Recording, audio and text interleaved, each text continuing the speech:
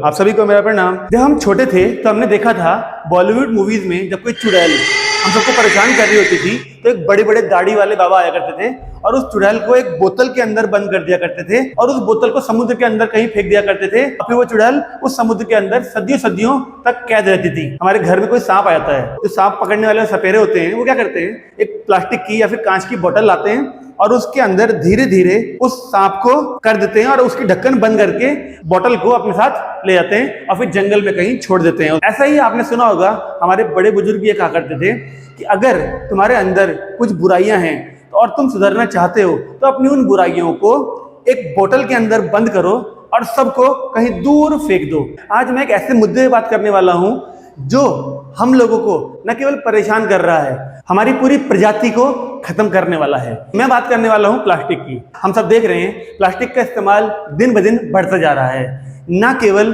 दूध बल्कि दिन प्रतिदिन इस्तेमाल होने वाली हर चीज हमको अब प्लास्टिक में मिल रही है। इस बात में कोई संदेह नहीं है कि प्लास्टिक में सामान को कैरी करना काफी आसान होता है और हमारे काम बहुत सारे आसान हो जाते हैं प्लास्टिक में सामान को घर पर लाने पर। लेकिन समस्या इस बात से आती है क्योंकि हम उस प्लास्टिक को अपना काम निकलने के बाद ऐसे ही यहाँ वहां फेंक देते हैं। फिर वो प्लास्टिक हमारे खाने में, डस्टबिन में, बहुत सारे जानवरों के पेट में और फिर जब वो पानी में जाती है तो जो हमारे जल में रहने वाले जीव हैं, नदियों में, समुद्र में, परेशान करती है। अगर हम इस चीज से बचना चाहते हैं तो हमें इसके लिए कुछ ना कुछ समाधान ढूंढने पड़ेंगे क्योंकि ये एक बहुत ही संगीन मुद्दा है। अगर आंकड़ों की बात करें, हमारा देश भारत विश्व में दूसरे नंबर पे आ चुका है प्लास्टिक के उत्पादन में। ऐसा नहीं है कि हमारा देश ही अकेला देश है जो प्लास्टिक का उत्पादन करता है, और भी बहुत सारे देश हैं जो हमसे ज्यादा प्लास्टिक का उत्पादन करते हैं। लेकिन सोचने वाली बात यह है कि वो लोग इतने जागरूक हैं कि अगर प्लास्टिक को इस्तेमाल करते हैं तो प्लास्टिक को रिसाइकल करने के तरीके भी उनके पास हैं। मान लीजिए डेली की 100 प्लास्टिक्स को यूज कर रहे हैं तो अप्रोक्सीमेटली 70 प्लास्टिक्स को डिकम्पोज करने के तरीके भी उनको पता है। दूसरे हाथ पे अगर हम 100 प्लास्टिक डेली यूज करते हैं तो उसमें से 99 प्लास्टिक हम लोग ऐसे ही फेंक देते हैं। बहुत कम लोग हैं जो प्लास्टिक को डिकम्पोज यानी रिसाइकल करने के बारे में सोचते हैं। हमारे घर के बाहर सड़कें हैं, बगल में खाली प्लॉट है, उन सब के अंदर ये प्लास्टिक के जो रैपर्स हैं फैलते जा रहे हैं। एक समय ऐसा आएगा कि ये प्लास्टिक के रैपर्स हम सब के ऊपर, नाक के ऊपर जिसे कहते हैं ना, वहां तक चले जाएंगे और फिर हमसे सांस लेना भी मुश्किल हो जाएगा। ऐसे में तो हमारी आने वाली पीढ़ी प्लास्टिक में ही रहेगी। हमारे खून में, हमारे पेट में, हमारे शरीर में हर जगह प्लास्टिक होगी। यही कारण है कि कैंसर जैसी बीमारियां हम लोगों में बढ़ती जा रही है। आज की डेट में अगर हम चाहते हैं कि प्लास्टिक का इस्तेमाल कम करें, ये तो संभव नहीं है क्योंकि हर चीज आज की डेट में प्लास्टिक में आ रही है। लेकिन हम एक काम है जो कर सकते हैं कि उसकी रिसाइकलिंग शुरू कर दें, उसको डिकम्पोज करने के नए नए तरीके ढूंढें। आज मैं आपके सामने एक ऐसा रिसाइकलिंग का तरीका लेके आया हूं जो कि काफी हद तक इस समस्या को कम कर सकता है। मेरे हाथ में है ये प्लास्टिक की बोतल। इस प्लास्टिक की बोतल को देख रहे हैं आप, अंदर बहुत सारी कलर्ड चीजें दिख रही होंगी।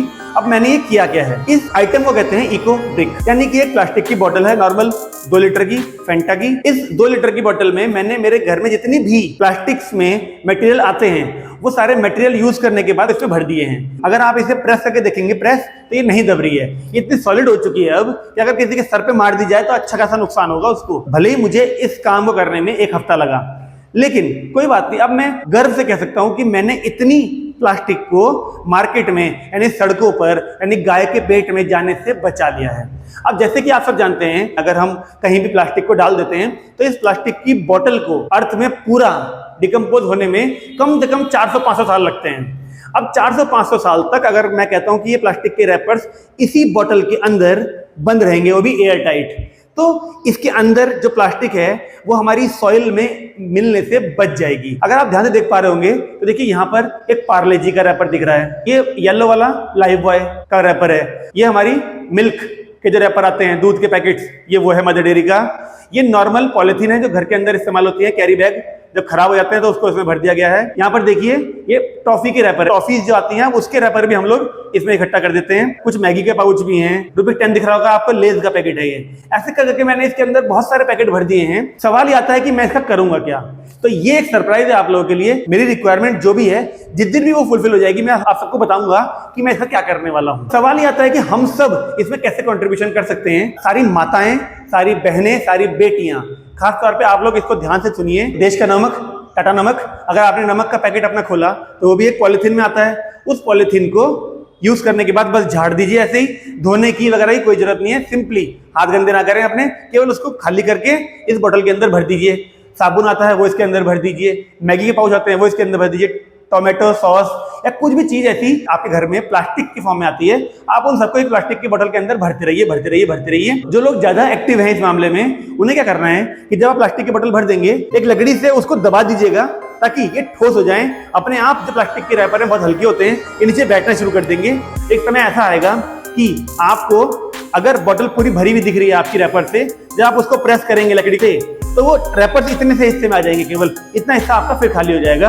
आप उसके अंदर और बहुत सारे रैपर भर सकते हैं। इस तरह से आप लोगों को डेली ये काम करना है। फिर उस बोतल का आप लोग क्या करेंगे, मैं हूं ना, मैं आपसे वो बोतल कलेक्ट करूंगा। जो लोग रोज ज्ञान में पढ़ने आते हैं या फिर जो स्टूडेंट्स हैं मेरे, वो लोग तो मेरे पास तक उन चीजों को पहुंचा सकते हैं, लेकिन जो हमसे दूर रहते हैं वो लोग उसको मेरे पास तक कैसे पहुंचाएंगे, वो मेरी टेंशन है, वो मेरी हेडेक है। आप लोग मुझे टेक्स्ट मैसेज या कॉल करके बस बता दीजिएगा, हमने आपके लिए 2 या 3 बोतल इकट्ठी कर ली हैं, आप इसको किस तरीके से कलेक्ट करवा लीजिए। इसके लिए जरूरी नहीं है कि आपको 2 लीटर की ही बोतल चाहिए, आप 500 ml की बोतल होती है कोल्ड ड्रिंक की, उसमें भी भर सकते हैं। आजकल तो छोटी छोटी 10-10 रुपए की आ रही है बोतल्स, उसमें भी भर सकते हैं। फिर चाहे 5 लीटर की बोतल होगी आपका, उसमें भी भर सकते हैं। किसी भी तरह की प्लास्टिक की बोतल में आप इन रैपर्स को भर सकते हैं। इन प्लास्टिक के रैपर्स को आपको जलाना नहीं है, अगर जलाएंगे तो बहुत सारी हार्मफुल गैसेस एनवायरनमेंट में रिलीज होंगी, जो अल्टीमेटली हम लोगों को परेशान ही करेंगी। इस प्लास्टिक को डिकम्पोज करने का ये बहुत आसान और बहुत अच्छा तरीका है कि इन सबको रैपर्स को एक प्लास्टिक की बोतल में भरते रहिए भरते रहिए भरते रहिए और फिर हम लोगों को दीजिए। जो लोग ये काम नहीं कर सकते हैं वो लोग एक काम जरूर करें कि आपके घर में प्लास्टिक की बोतल्स तो होंगी ही, उन सारी प्लास्टिक की बोतल्स को ही हम लोगों को देते रहिए। क्योंकि अगर हम इन रैपर्स को प्लास्टिक की बोतल्स के अंदर भरना चाहते हैं तो हम लोगों को प्लास्टिक की बोतल्स भी चाहिए। मेरी आप सबसे हाथ जोड़ के विनती है कि आप 2 काम कर रहे हैं, मेरी सहायता करिए। एक, प्लास्टिक की बोतल्स इकट्ठा करने में, और दूसरा, उन प्लास्टिक की बोतल्स के अंदर इन रैपर्स को भरने में। जितनी ज्यादा हम लोग इस काम को एक्टिवली करेंगे, उतना ज्यादा पर्यावरण हम लोगों का स्वच्छ रहेगा और आगे आने वाली हमारी संतानें कई सारी बीमारियों से बचेंगी। मैं आप सबसे विनती करता हूं कि आप सब इस मुहिम में मेरी सहायता करेंगे,